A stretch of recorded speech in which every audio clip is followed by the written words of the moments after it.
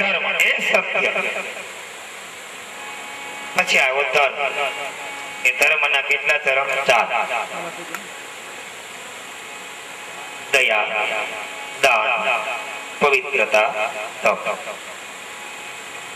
તો દયા દાન પવિત્રતા અને સત્ય આ 4 પગ કોના ધર્મ આ 4 પગ ઉપર ધર્મ ઉભો છે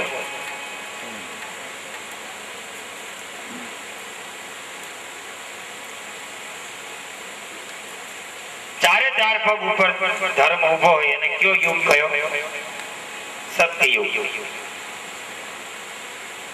સત્ય યુગમાં 4 ચરણ ઉપર ધર્મ ઉભો છે એ યુગ પૂર્ણ થયો એક પગ કપાયો દયા ગઈ 3 પગ ઉપર ધર્મ એટલે ત્રેતા એ યુગ પૂર્ણ થયો વળી એક પગ ધર્મનો કપાયો પવિત્ર તપ ગયું 2 પગ ઉપર ધર્મ એટલે દ્વાપર પછી એક પગ વળી કપાયો અને એક પગ ઉપર ધર્મ ઉભો એ યુગ છે કલિયુગ અત્યારે કલિયુગ છે ને કલિયુગમાં ધર્મને ટેકાની જરૂર છે એક જ પગ ઉપર ઉભો છે અખંડ પગ અખંડ ચરણ કયું સત્ય અને આ સત્યનો પગ ક્યારેય કપાતો નથી અખંડ છે એક પગ ઉપર ઉભો ધર્મ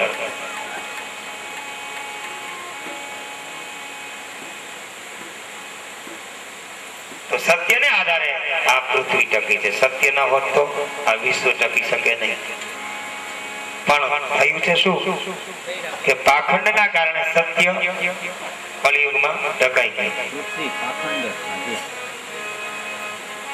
સત્ય ભલે ઢકાઈ ગયેલું લાગે પણ સત્ય તો છે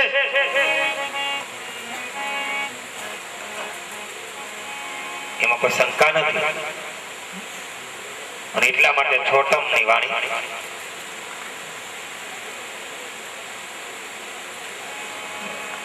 સત્ય હોય જ શકે છે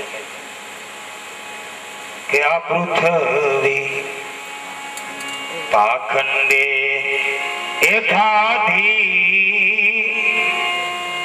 સત્યની શોધ નથી લાધી આ પૃથ્વી પાખંડે ખાધી સત્યની શોધ નથી લાધી પૃથ્વી પાખંડે ખાધે સત્યની શોધ નથી લાધી આ પૃથ્વીને પાખંડે ખાધી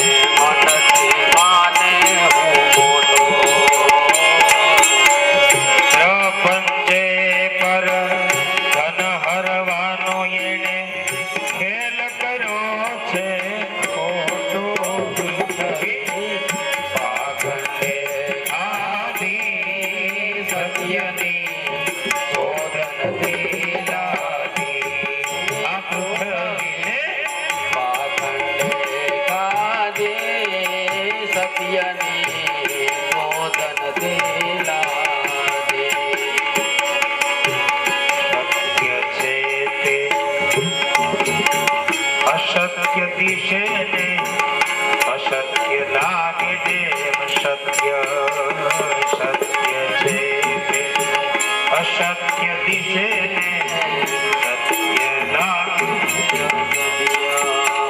કહે છોટા એવા ઢોંગી ગુરુથી ધર્મની થઈ છે હાની પૃથ્વી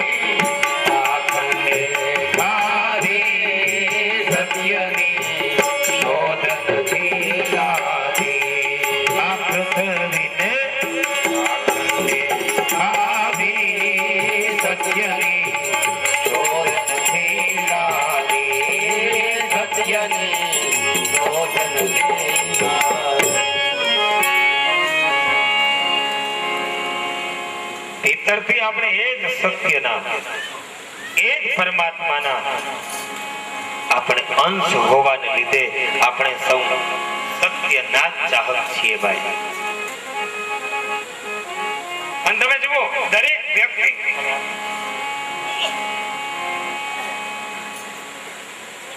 પોતાને માટે સત્ય જ ચાહે.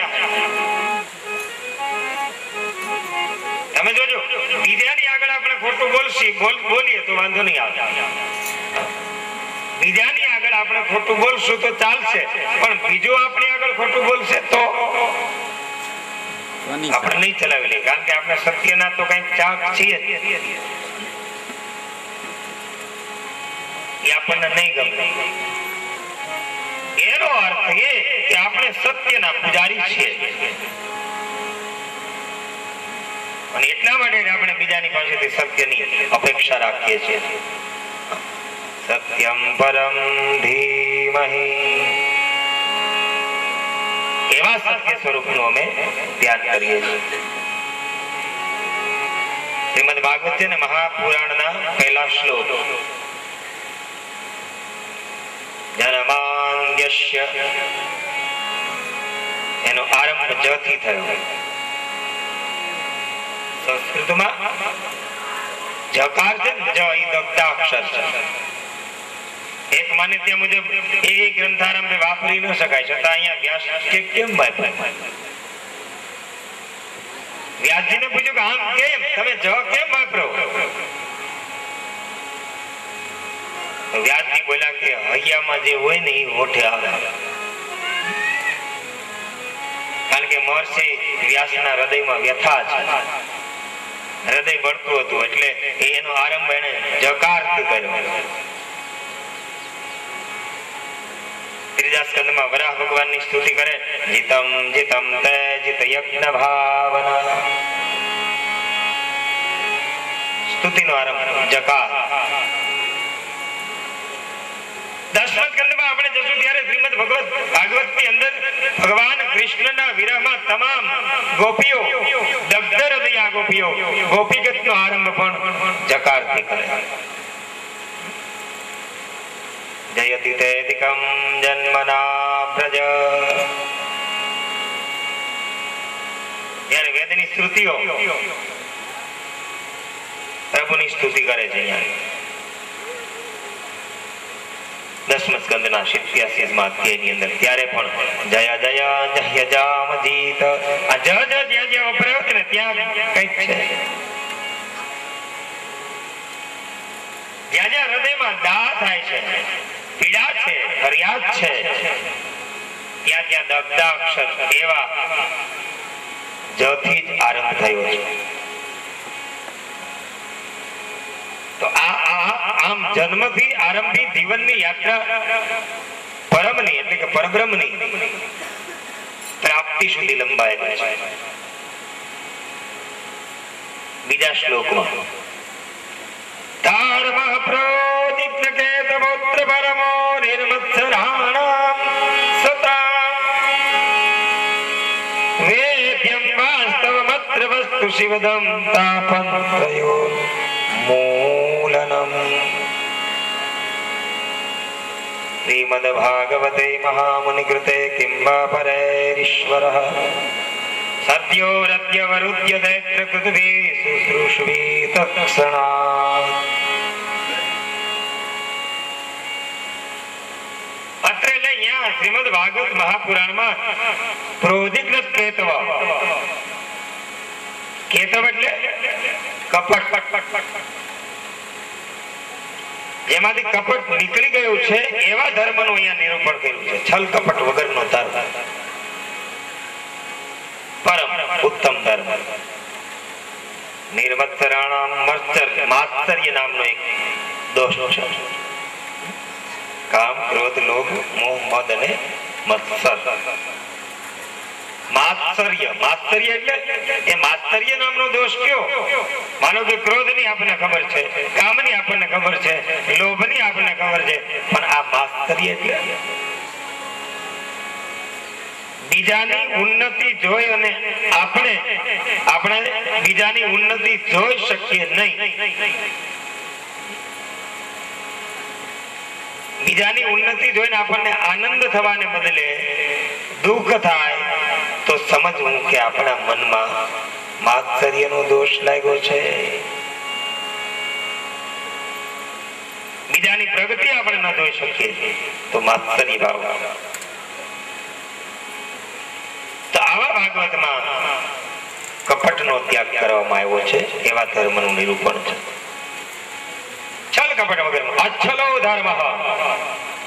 અને ધર્મમાં છલ કપટ હોય જ નહીં, ક્યારેય સંભવ નથી. આવા નિષ્કપટ ધર્મ ભાગવતમાં પ્રતિપાદિત કેવો છે? શિવદઃ કલ્યાણ કરનારો, ત્રણેય તાપનું ઉન્મૂલન કરનાર છે. અને પરિણામ શું થાય? આવા ધર્મનું જે સેવન કરે, આવા ધર્મનું ના માર્ગે જે ચાલે, પરિણામે સત્યો રત્ય અવરુદ્ધ્યતે. સત્ય એટલે તરણ, અવરુદ્ધ્ય હૃદય. ભગવાન તરત આવીને હૃદયમાં બિરાજે. હે મુનિયો, મનુષ્યનો ધર્મ એ છે કે જેનું આચરણ કરવાથી પ્રેમ થાય. ધર્મની એક ભક્તિલક્ષી પરિભાષા, ભક્તિપરક પરિભાષા ભાગવતમાં તમને મળશે. કારણ કે ભાગવત એ ભક્તિ પ્રધાન ગ્રંથ છે. અને એથી ધર્મ શું છે આપણને ભાગવત શીખડા. સવૈ પુંસા પરો ધર્મો યતો ભક્તિ અધોક્ષજે અહેતુક્ય પ્રતિહિતા યયાત્મા સમ પ્રસીદતિ. કેવો ધર્મ? मनुष्य का धर्म कैसा? मनुष्य का परम धर्म यही है जिसका आचरण करने से अधोक्षज भगवान में अहेतु की भक्ति हो जाती है, जिससे आत्मा प्रसन्न होती है. आत्मा की प्रसन्नता निष्काम भक्ति से ही संभव है.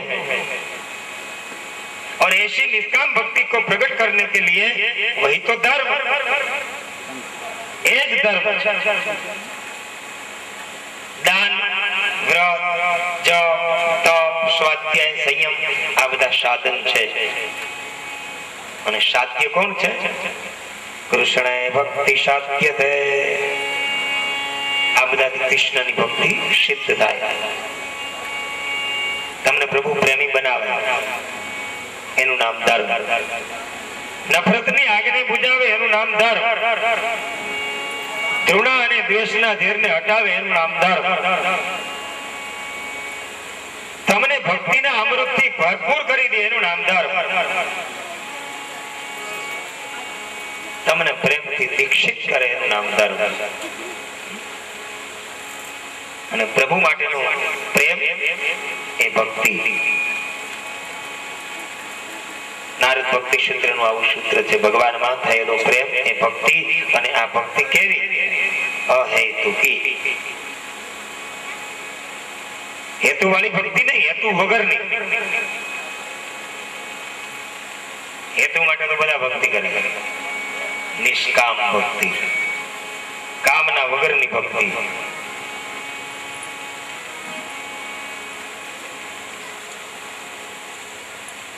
तो एवी भक्ति भगवान को चाहने वाली, भगवान से न चाहने वाली चाहिए. અને આજે ભગવાનની પાસે માંગવા વાળા ઘણા બધા છે. ભગવાન મારે આ જોઈએ, ભગવાન મારે તે જોઈએ, ભગવાન મારે ફલાણું જોઈએ, ભગવાન મારે આ જોઈએ. બધું જ આપણે ભગવાનની પાસે માંગીએ, પણ આપણે કોઈ દી એમ કીધું ભગવાન મારે તો તું જ જોઈએ.